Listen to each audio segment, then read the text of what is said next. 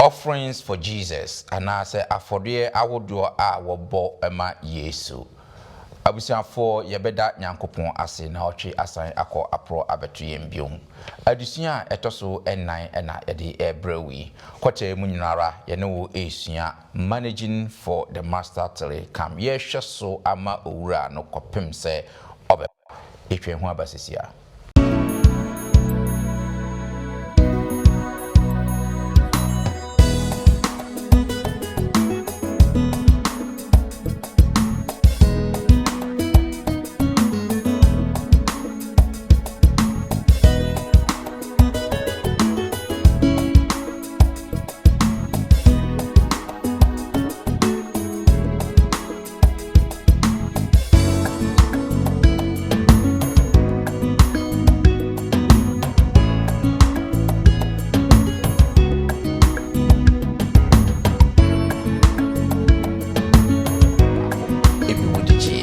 And no crumple was said, a shady crying. The bonus of the wood tray, you're saying, in native crown. Yeah, you'll be aware of one, and go cook, sir. Free will if you are home, and not a sacrifice. Okay. Yabema munyina akwaba na fe yede enchiaso nkonso free yen agin kwapa Yesu Kristo nchen ede ema munyara yebeda mo ase se de biara danso mode mofidie ede to London Ghana memenda kwanyefo Sabbath school na fe chosemu empense mu yede asida pesi nso ebema 3ABN TV Ghana omuna emuboa yema sadusua yi yede bremu na fe omohwetiko wiase afana nyinara ne kanfo ama se 3ABN eye adwumakuo bia omofa onyankopon asem TV so no omde nam mantem biara omde koba bia ede mayen nam se sa adwumakuo ya nkrankra adwumakro na afi hu sikasam nso edin ntino eya na kanfo ama se wo mo bia pese ode boa 3ABN a yede wo number betu yemfoni nani fa na frɛ obi beje wo so na afi kakra bia obetimi ya boa won dwumadie no ode aboa won nam sa yeso ma onyankopon so Shrawo maboafo no ayakrado meda omu adi akyerem na afi yahwe adusua etoso ennan enemo media musomfo Bismarck Mensa ene yewo adom mewo openi otin Mensa eka me ho ewo ahase openi otin yemo akwaba that's great that's say yeto nsafre wo watimi aba that's pa ye me komani mo sister Agnes Techenso ena echi emfinfin sister age yemo akwaba great that's say enen so watimi aba na fe me call echi ni ho anso Elder Kingsford Duaboama enso na echi eto Elder yemo akwaba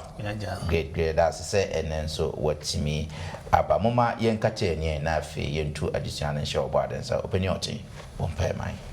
ma yemonpae eda wasi amitumfo wa wonen ne wonen no anim no achi obi ne don do safi umma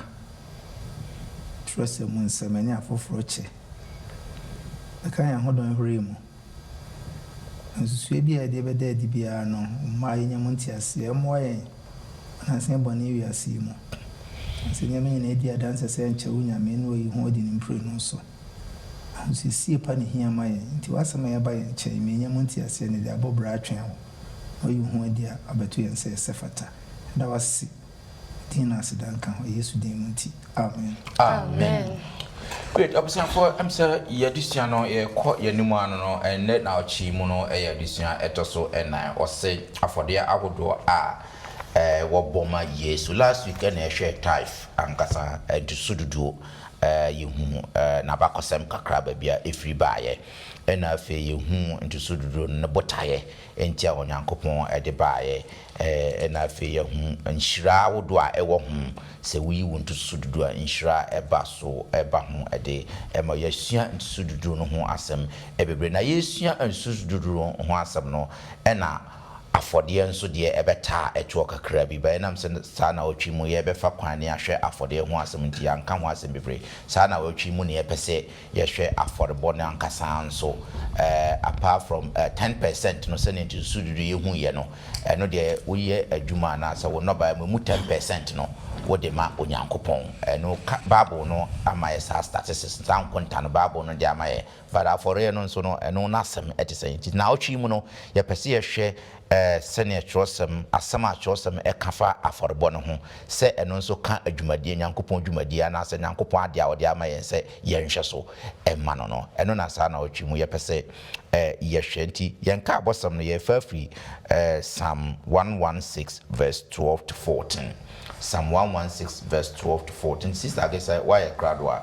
kan nka abɔsɛm no ɛma yɛn na afei yɛnhwɛ Patron me ente radiation ɔse ɛdeɛn na mede bɛhyɛ Awurade anan mu ne yi a ɔyɛ ma me nyinaa ho mɛma ne nkwagye kuruwa so na mabɔ Awurade din mede maboadeɛ bɛma Awurade ne man nyinaa anim amen yes so based on nka abɔsɛm mi ma me kan bisa sɛ yɛka sɛ offerings anaasɛ afɔde a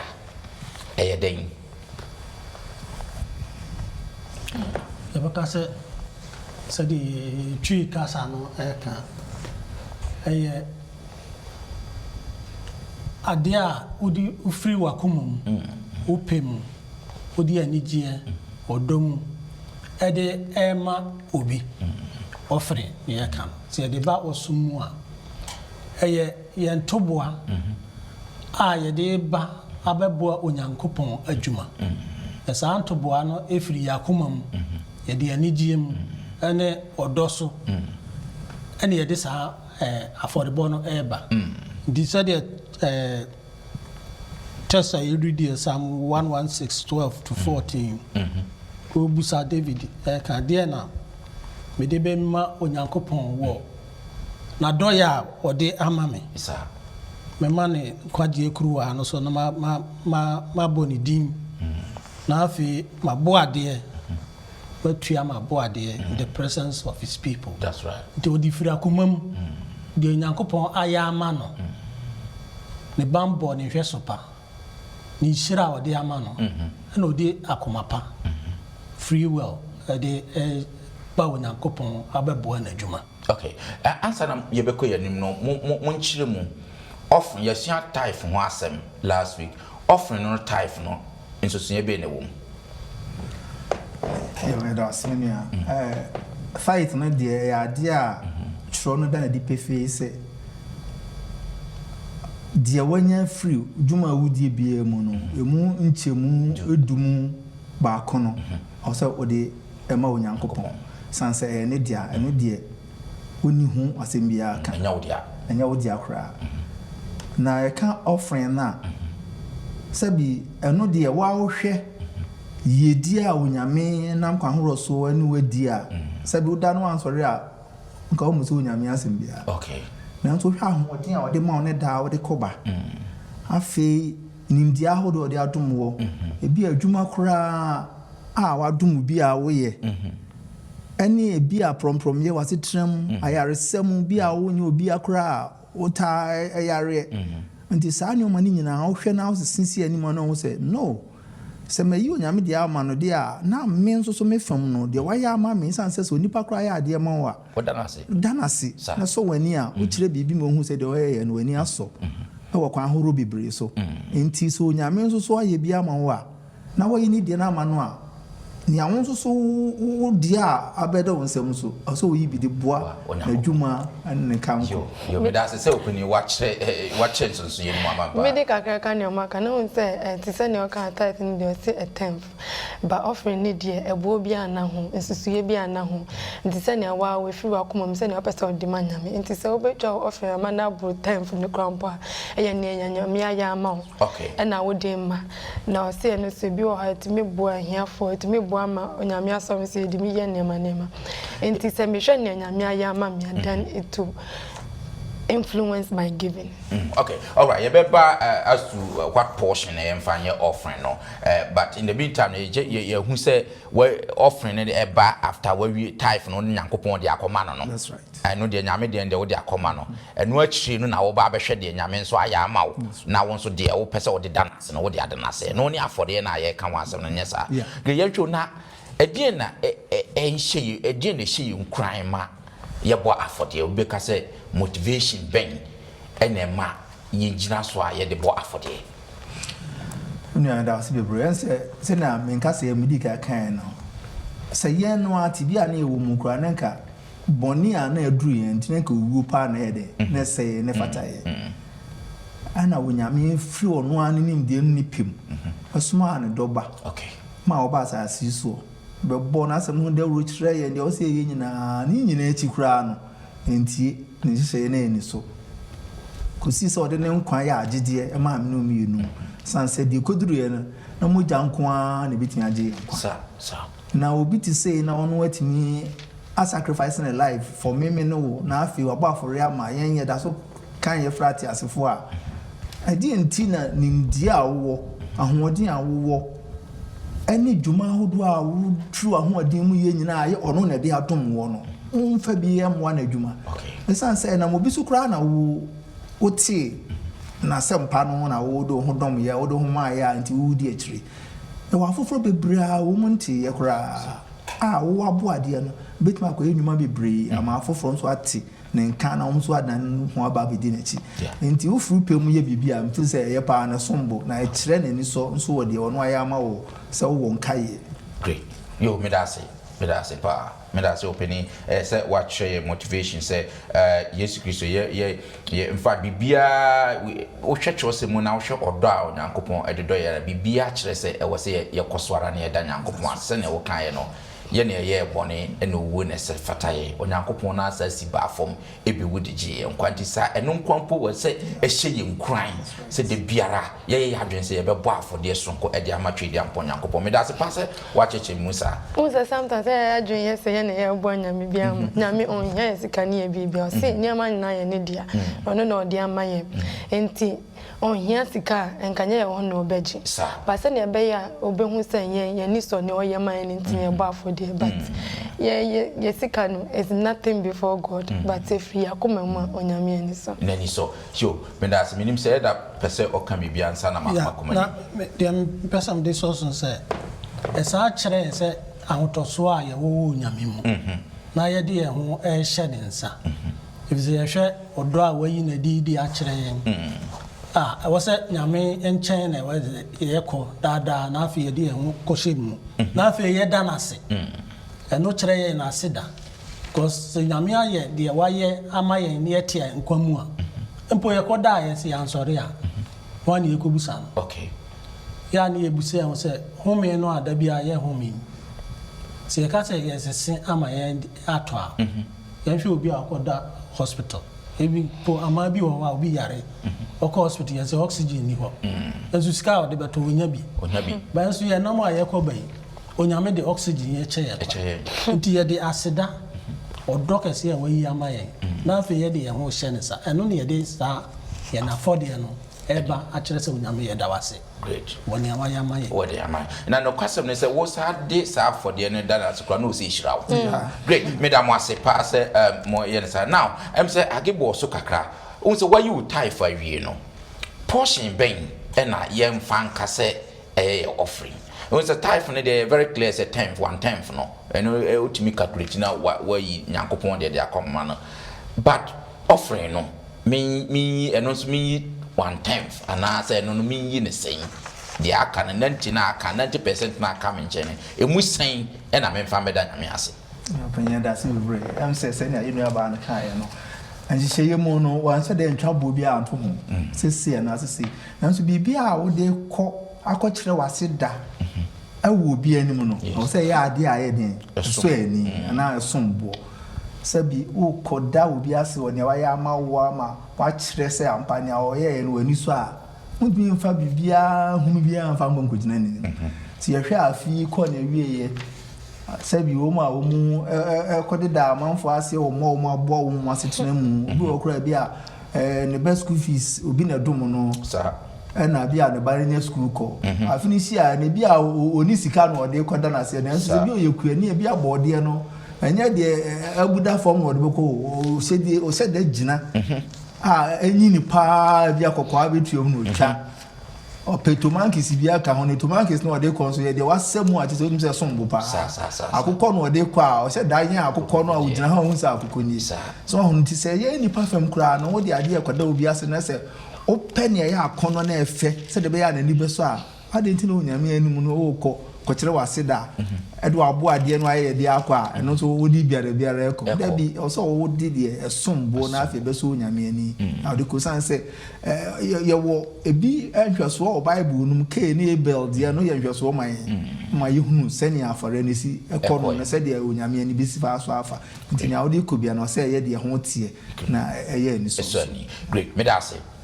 and that's a Deuteronomy 16:17 wa Oma yate ase se ye de afode no eba ye hwe okwanye onyame enam so ahiraye okay so okay obiara ma de ne nsa beso so se de Awurade Onyankopon ehira odi hira won tie okay bia ma de ne nsa beso so se de Onyankopon hira ndi se wote wona wodwen se Onyankopon hira odi a ya ne ande ye wa wasem but yan nyina yenim se Onyankopon ahira nti se o de afore bo ekwa e was a based on blessings a Onyankopon e de ama won ena free will free sacrifice ena wo ye nti hwede ekwanya Onyankopon nam so ahira wo na so yibi e de hye ne die ni munyam e bo na adwuma ebi se nyame de o se wiase no manyina aye ne dia ohia yesika na emom na adwuma no a ode ahye ensa wasase so no onam yeso ena yesa adwuma no nti ye de boa na adwuma no said the inshira no esiti emaye say o my passage kaka bi wa this one say our offerings are an acknowledgement and expression of our gratitude to God for his abundant gifts of life, redemption, sustenance, and constant blessing of many kinds. That's right. Many kinds. And yes, go. And yes, many kinds. Then another kind of. Ya rebi o ha bo wa nyanyamia nka wo ko. Sir. See, and me, me, me, baba, ya piano, and me, by idea, so Tinami coffee bean, me, ban me, pentem, me, friendly banaka, so me, but until money, banana ready. Hey, man, show me, see me, picture me, tea, so close. Quite a damn in Panetam. We see, wow. And I mean, I feel me panic because it was my fault. Okay. And Gabian come and me drew humble. All right. And a quite big brain and I may fast try. And it's a mere mission, you want my mission for me on.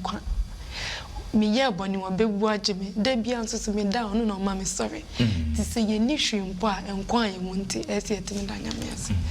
no penny on them sade kan kra se nipa kra ya se trem ni abrabo mu kra na se ye di ya ye hu se ne ese san ne mafa e bi abrabo mu sha se bi abicycle kra na abeto enso wo ku anim ne bi asan sakre no ato moto e chi afi no akoto ka ya afi na odi na dane efie na wusi a de wasi kra wuti mu no a e bi anka obi a enya anka ope no obe na wo san sakre mo sesem ne ade na kire se onyame aton se mo ko wani na de nti na onyame snam sa kwan so akira wo na wa wasesem mu kra wo san ne ma na nyame die mu de ugina de ugina no nkire se oti de onyame aya ma na so ewiase ayeden e type me de Nyankopon 10% akoma no abanya tete ne sika bebre rent na da hoi nyama bebre na me say bebo afode nyame nka wo mfa type no mfa en compliment afode no ma me yo okay ana say eno no ti say nkranche no e wo yinfa da ewiase ayeni o na yes yi 10 na ewie 10 ya kakra na aka no nso no ye samfa bi mra nyame ne enye adwuma kro na si ehwe Matthew 10:8 but yan kan ho chapter 10 verse 8 see munsa ayarefo yade munya ne awufo mumma akwatafo ho mfi muntu ahomone munya to no munya no kwa na mumfa makwa ase munya no kwa na mumfa makwa onyame ahira ye obusa question me expenditure e cost ro minya sika me de tua expenditure no eno de prempremu hiade de manya sika de atua sa ba Nyankopon a obo a me ma minya sika no sa mere me se ono no ho de minya dan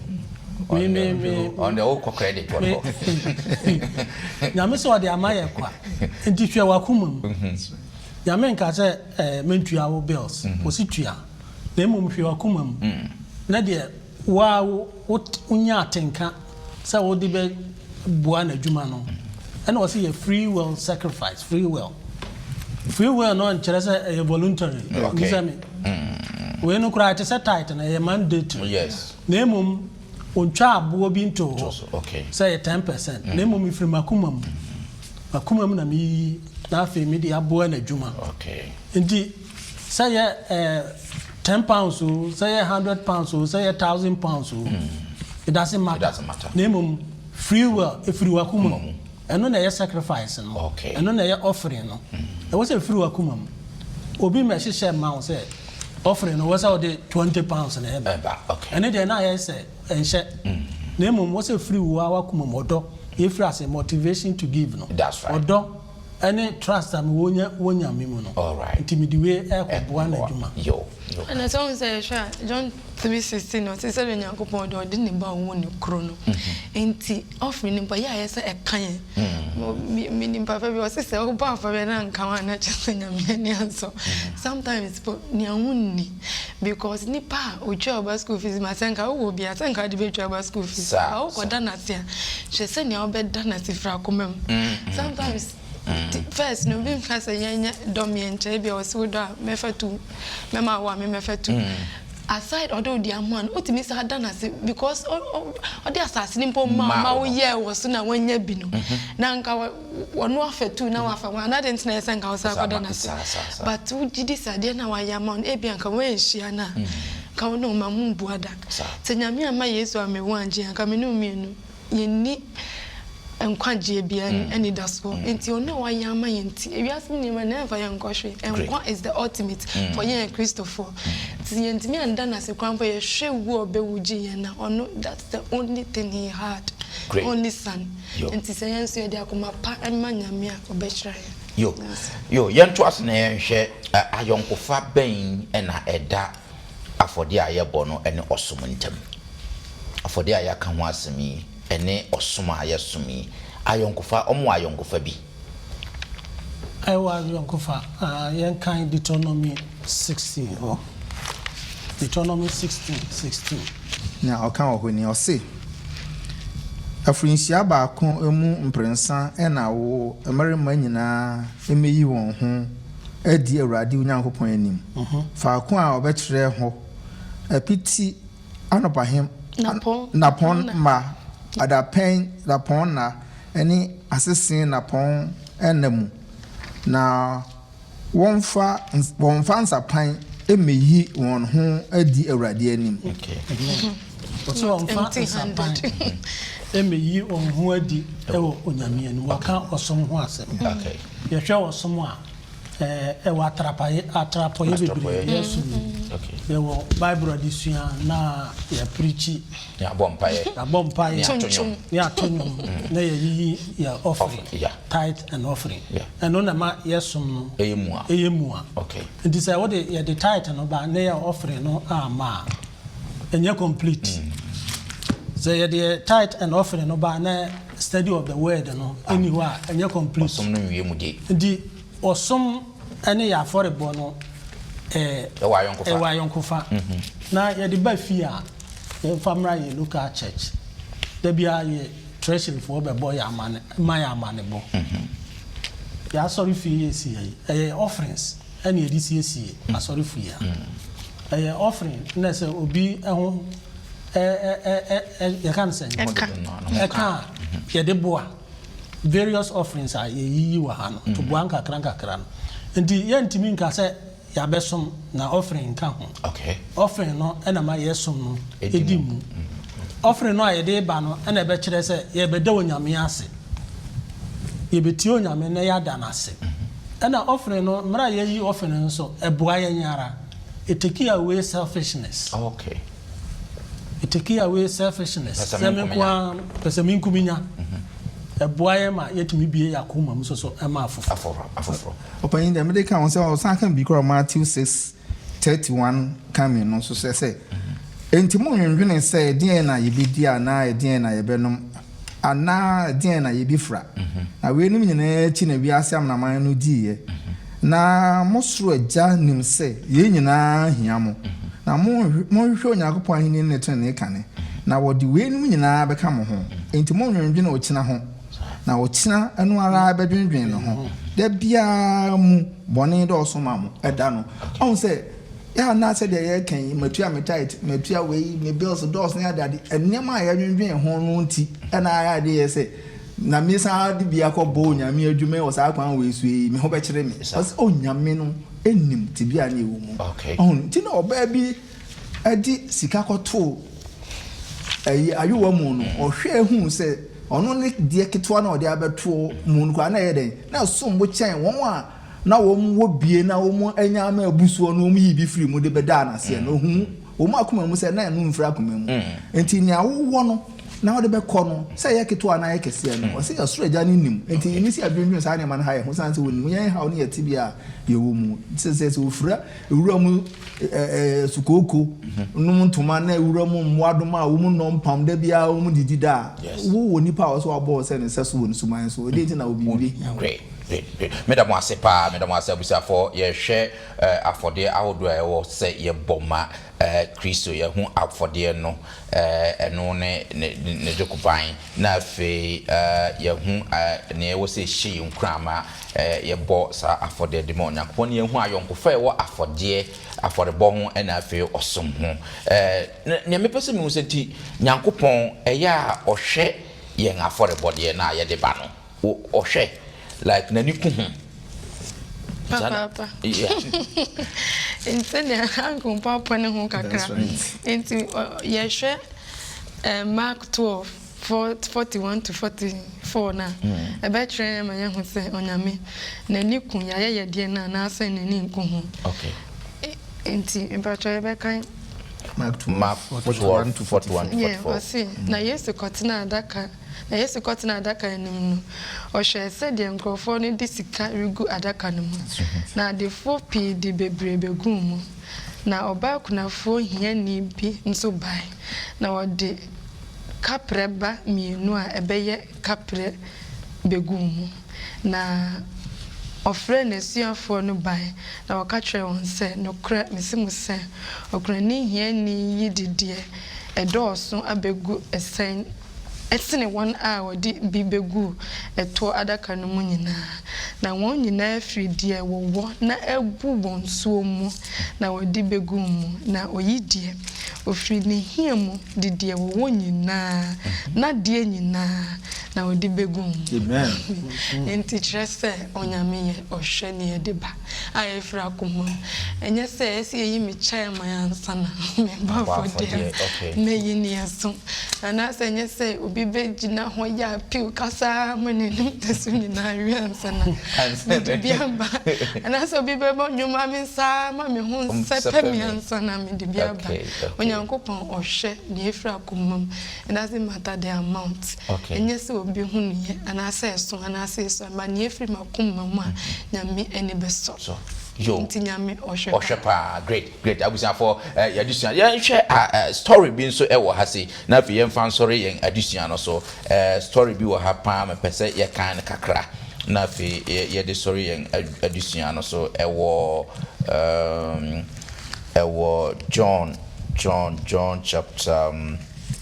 chapter 12 verse 2 to 8 say sister again as uncle tin say why crowd yen hwe asem bi e wo ho no pa yen hwe jumadi sonko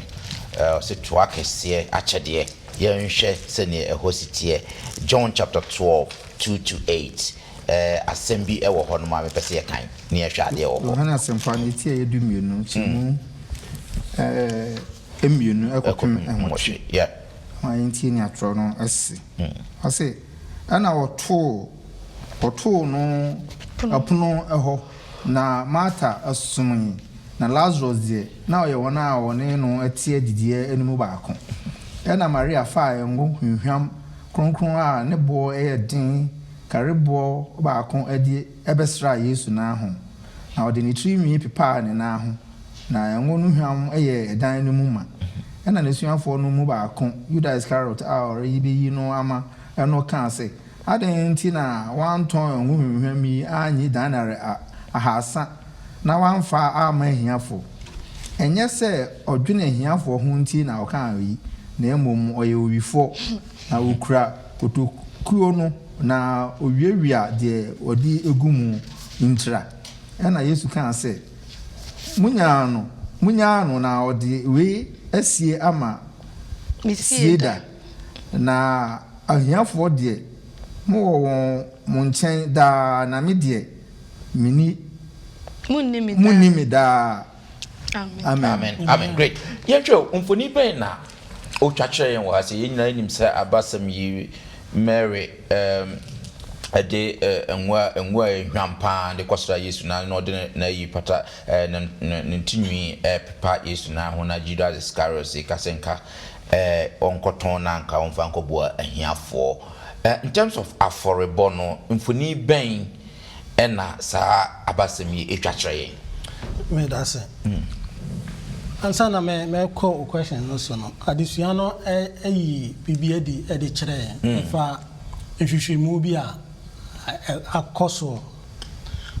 nipa sitinam yes na sa nhwehwemu no me ehunu se ye nyina no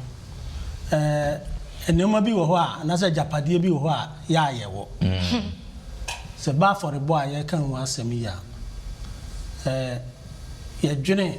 efa ye sika she ye mbotomu ana se ye bank accounts yes na se ye savings bi investment ayaye sir eno na ya na ya dwen ekodiso kese na hwehwemu no me ehunu se ye fa enema ye wo nyina wo ha emu nchichemu enkono 9% ena ye liquid efa se ye sika auto accounting na ya ese liquid na sika investment sika de toto bank de bonds aye yi no na 91% no eye non liquid even say ya dan ene niema kekeke japade ahodo japade ahodo ebi kura ye wasase bi da ba bi se ye afode no a ana say ye offerings na ye de ba no a ifiri 9% no let's say 99% no touch it asase na egu ho no ya tagu ho no na say nye sika wu ye afode wo ho ye afode gofu ahodo ne cashew nut adanya kese a ye de agugu Ghana ye afode e wo ho minyante so obi abeyi afode se me da na salary and wages ya ne de dadanya no source be nsi 9% no na ye yi ho offering yeah na bakosam ya ye kan no wo John 12:4-5 ni eka Mary emra Yesu call pronto bi ase a obai na japade 91% no aye special no eno no kofa aye ahwanhwani a wo se so wo calculate no value a a whole year salary yeah eno obehwe gu Yesu na ase di dware no nti hano o kire yen se ye mu bebre no ye yi ya offering no from the small jar we bi an keten no enso keten no kura ye yi ana na misu na usu nti we no kire yen se de ya kasa baby a ya dam die wo no e ho na ye akoma wo ya adwen wo na baby a e wo se ye yi na di ni ye de hye onyame animonyam no e wo baby a ye de akoma na akɔhye no obai hwe ade a esombo na ode bre Yesu na so to da bi a ya na ya ye ho Judas because mra Mary yes a jumadi na Judas so no onwinwi if you say corruption bi akoso a o se no ye kromfo twere se no kire that's wadi sorry ni sika kakra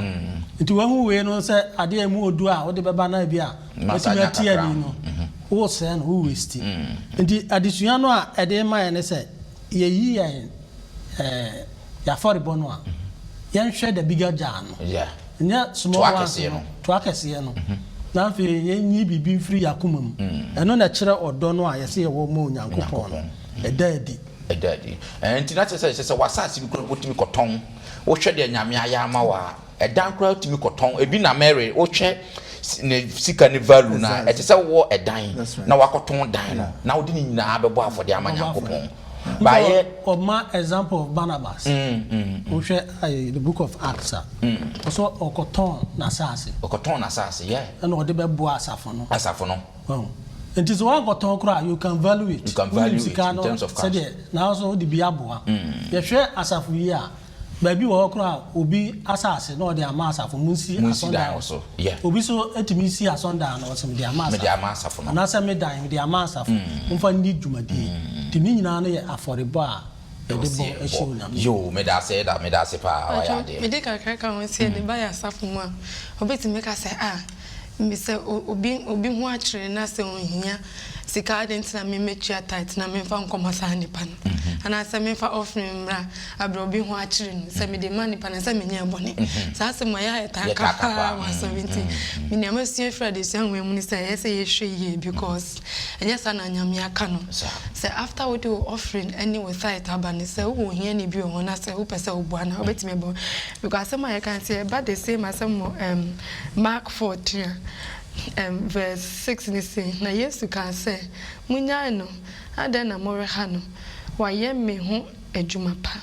na mo wa hia fo mo nchen da na da biara mo pe no mo betimi aye won yie na me de mu ni mi da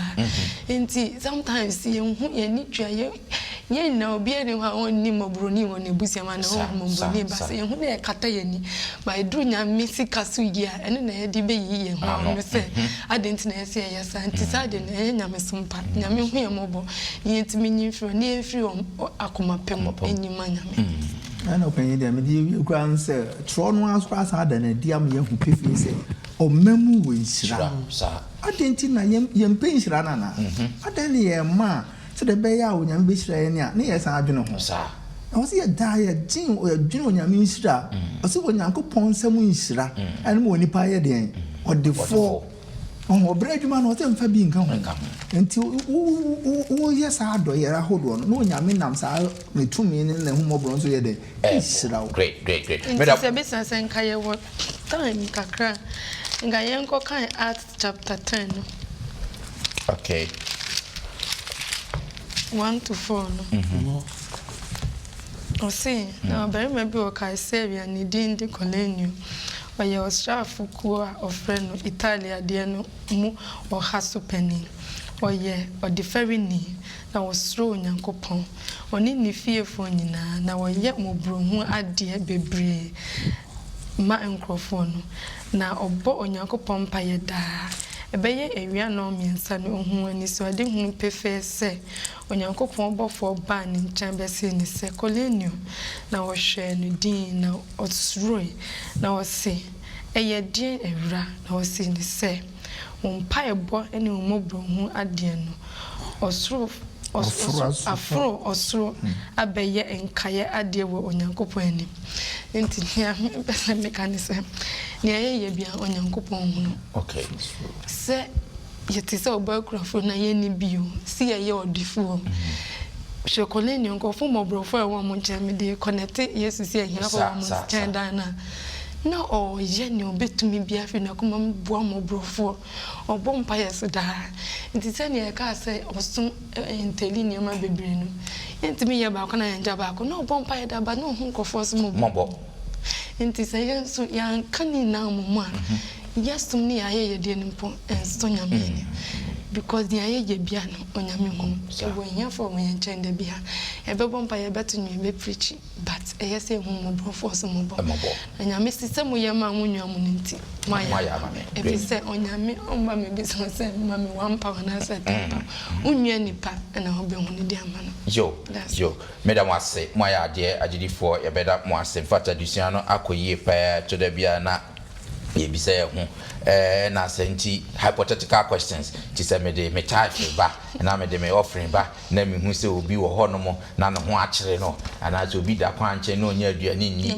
na me de mana na saada no nko na wo de type na ba no nko na hu say obi ti wo na ohia de saada no da poti na type ni she obotum no ana afode ni she obotum no hu say say hia da no wo hu ne da bi ada da bia wo twam no na wu no that very day no pe na hu ni so ote ho eni nti sa sika na so ode ma no ni nyina ye hypothetical ye nsem bia ye bo ye tirimu na ye mpese ye be ye nyankopon ne wo se ye ma nyankopon ne di sansem no eyi ye ho ano kika nsem bebre edi yi ye ho ano ma ne sound logic e wo yasum ase o we dey say hu no mo bo nyame adwuma na ye de koye na ma hu bi wo kwanche na de ma na nyame e won hyehyɛ ma ne niema nyina sa nipa na ɔte kwanche no nyame ni mo kwan ɔde ne befa so wo de o type ne wo fe no fabra sa na etie medam ase se mo aboa ama ye de sadison ye abre yen atefo so ye beda mo ase se de biarada ye ne mo ye sadison next week ye de addition etoso enum na ye de ebrew dealing with debt very very important say e ka mene yen aban de ka aban crofo de ka o mind de ka obia de ka osofo de ka diken de ka obia de ka ewiasi nyina de ka okwan be ne de e ka befa so bosia bokra ye boni ana ni nyina wo next week addition no mo ye behwe na nti se ne wan yi wo amfiri we mu no next week de no so me yi wo amfiri bra ni nyina ye hwe okwan ye befa so ye de babia de e ka befa na fi ye hu ye ka no so solution so wo twrosem mu na ye hu okwan ye befa so fa next week addition no ye mfambra na wiye no wo ka bi a obede no afinu nko na wiye no watwa wi sa na tie enti no medam ase ye nkate ani na me ma Elder Kingsford enhira so kra emaye obrohu aja ye da wase na so bi wakasa kire